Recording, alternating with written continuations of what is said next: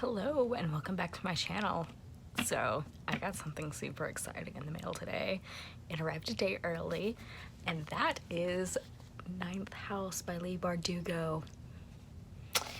And I'm really excited to read this, and I'm probably gonna knock it out very quickly. I wanted to go ahead and start reading it, and I thought we could try something new today.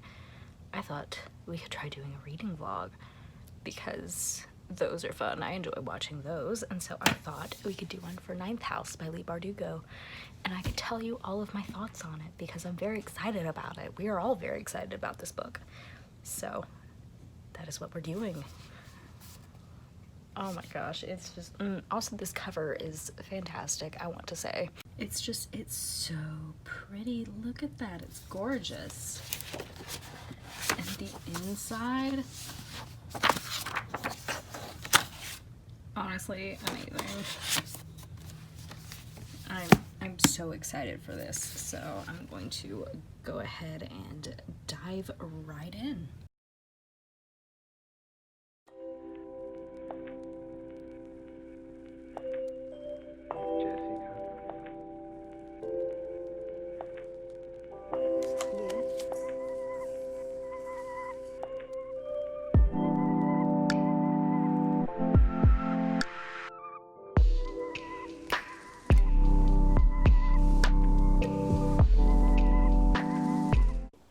So, reading update, it's late, everyone's asleep. So far, I'm really liking Ninth House.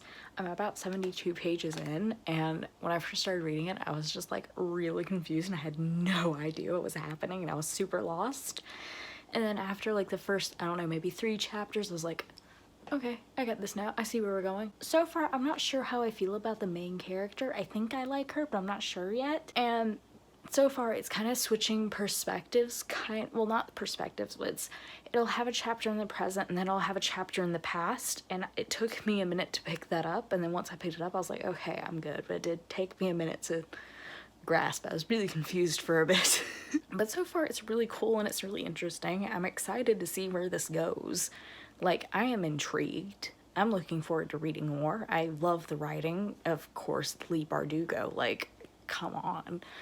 But yeah, I'm intrigued. I have some high hopes for this book, and I hope it continues to get darker. One thing that did kind of throw me off though is there's a lot of information in the book about some of the other characters and what happens in the past, and I see why it's happening because one of the characters that this information is mostly about, like, he's not present, so I get it. So we get to learn more about him, and I'm guessing he's gonna pop up later, and so that's why we need to know this information now instead of like Leigh showing us. I really hope that makes sense. It's 3 a.m.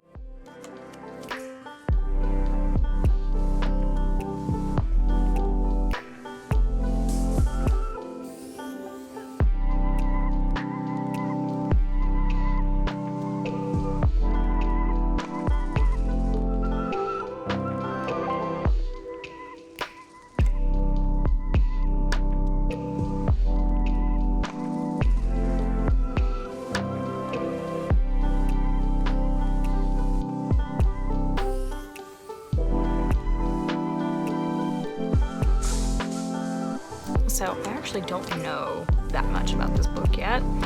All I know is it has something to do with Yale and cults, and Leigh Bardugo wrote it. So I think this is gonna be fun and very interesting. I'm excited to see what happens, what this is actually about.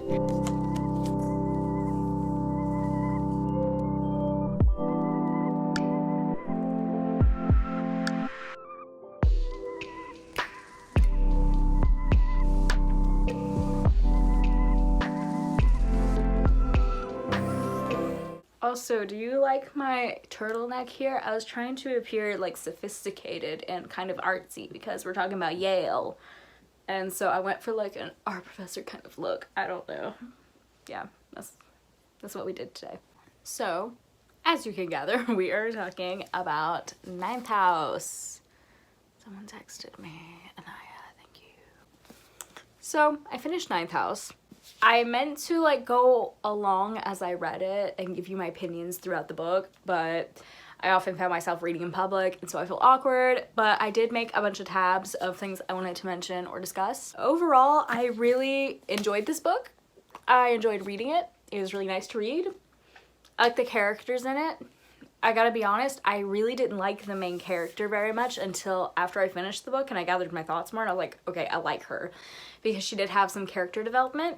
So I liked her more after that, but when I started reading this book, I really did not like the main character at all. Alex Stern. I really did not like her. I was not a big fan of her. I tabbed some things that kind of made me not like her very much, and why I didn't. But now that I've finished the book, I do really like her, and I have fallen in love with her, and I can't wait to read whatever else Leigh writes in this universe. Darlington, listen, just let me mention Darlington real quick because like I feel like we all have a crush on him because he's amazing and wonderful and great and just so yeah. So in this review there are going to be some spoilers because I mean I tabbed things to talk about. I'm going to try to keep some of it as vague as possible, maybe avoid some major spoilers. I don't really know, we'll see what happens as I talk about this, but there are going to be some spoilers.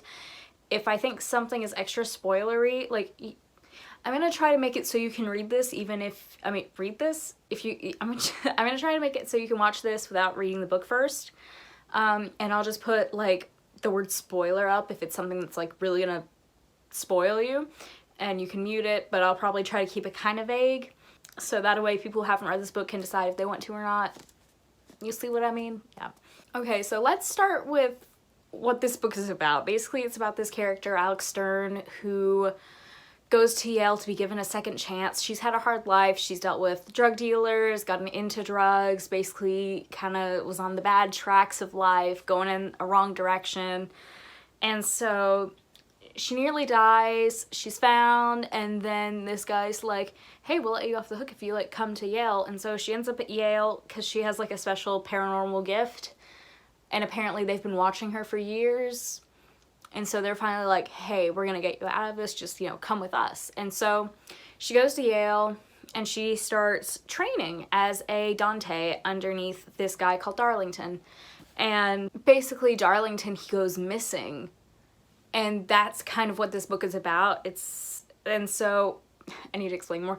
Alex is part of the 9th house because in Yale there are like a bunch of like cults and tombs, and so she's part of like this 9th house which watches over and makes sure that the other cults aren't doing things to hurt other people. And there's a lot that goes on in this book, honestly. This was so full of like information. But basically she's there to train under this guy Darlington and watch over the houses to make sure they're not doing anything illegal or hurting like innocent people. Darlington goes missing, and then this girl is murdered, and so Alex is trying to uncover the secret behind what went on with this girl and also try to find Darlington and bring him back. There's magic, there's mystery, there's murder, it's a thriller. So Alex has had, Carter, do not knock my tea over. If you knock my tea over, I will never forgive you. So basically these people have been watching Alex for years, and that's how they kind of found out that she had the gift. But she struggled in the past with her powers and was kind of burdened with them. And so the first tab here, which is on page 112, one thing that kind of made me start to get a little frustrated with Alex is this part here where her and Darlington were speaking. They were performing a ritual and she did something wrong to almost get them killed, basically. And he told her, you need to be ready next time, you were prepared. And she says, and whose fault is that? And so Darlington sat up straighter. I beg your pardon. I gave you 2 weeks to get up to speed. I sent you a specific passage to read to keep it manageable. And then Alex goes into, and what about all the years before that? And I'm like, okay, you're mad that you had to deal with this your entire life, and you're mad that they never stepped in to help you, but that doesn't change the fact that they nearly died because Alex did not do what she needed to do. And that's kind of when I started to get frustrated with her, because I was like, I know you're mad about like them not helping you in the past, but in the present here they're trying to help you and you needed to read some passages to learn a ritual so that it could be safe for everyone and you didn't, and that's just kind of irresponsible. And so I got a little frustrated with her then.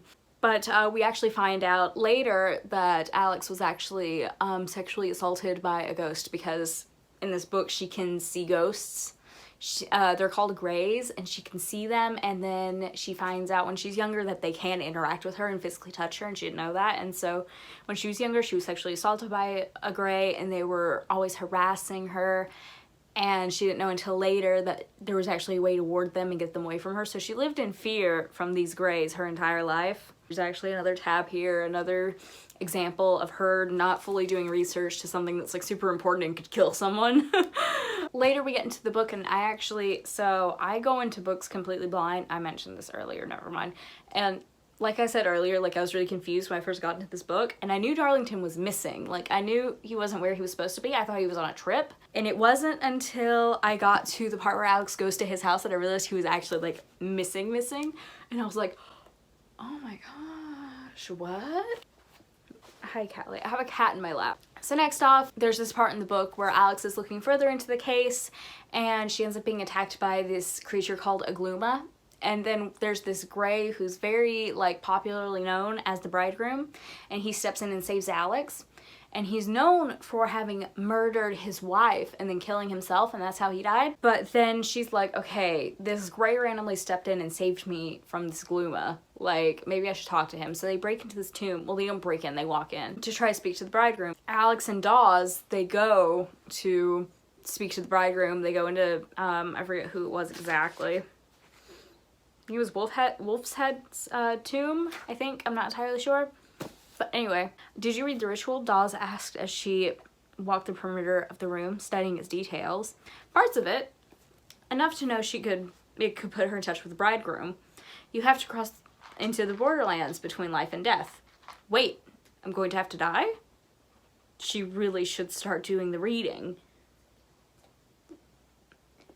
If you're doing a ritual, read the context of the ritual. Like, make sure you're aware of what you're doing before you do it. If it's that serious, and that's just kind of one thing that made me really frustrated with Alex, is because of like small things like that. Like that just really annoys me. And it's probably more of a personal thing and not, just do the research. And so anyway, she ends up getting in touch with the bridegroom, and they end up like chatting.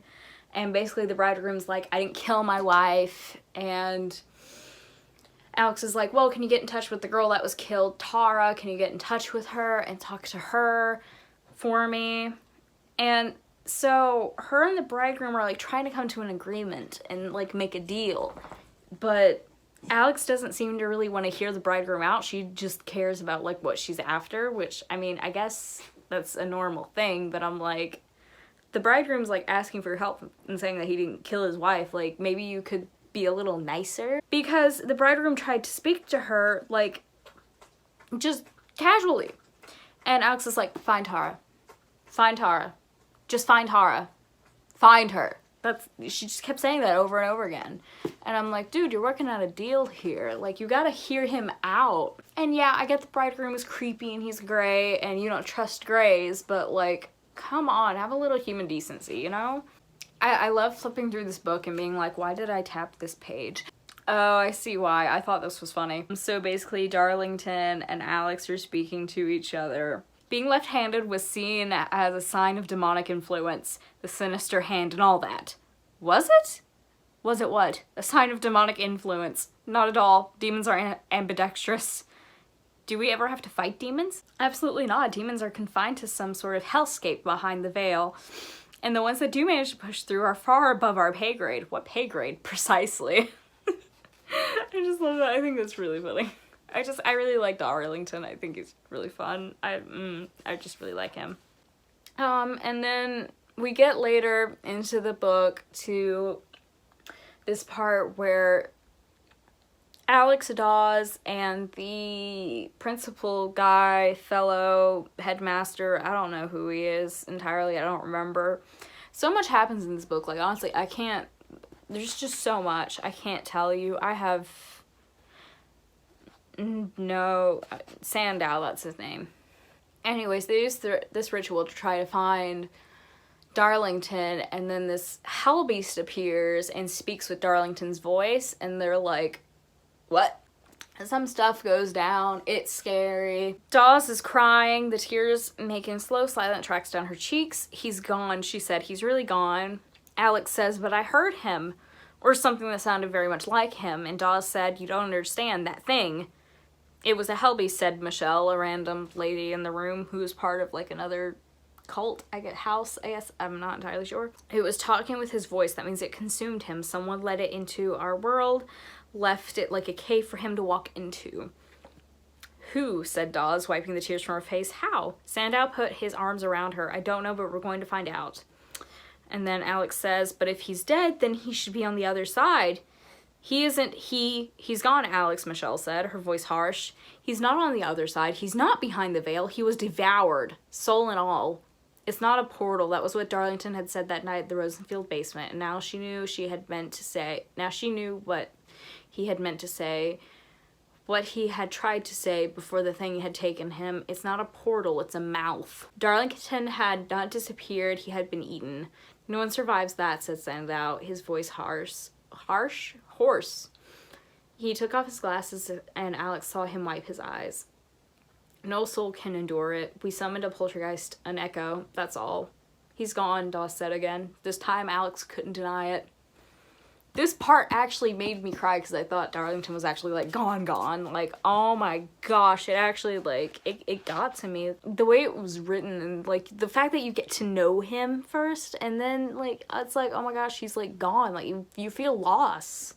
Even though you never really got to meet him, you know? So there's this part at the beginning of the book where Alex goes to the house of Lethe. I don't know how it's pronounced. I've been saying Lethe. That might be completely wrong. It is probably completely wrong.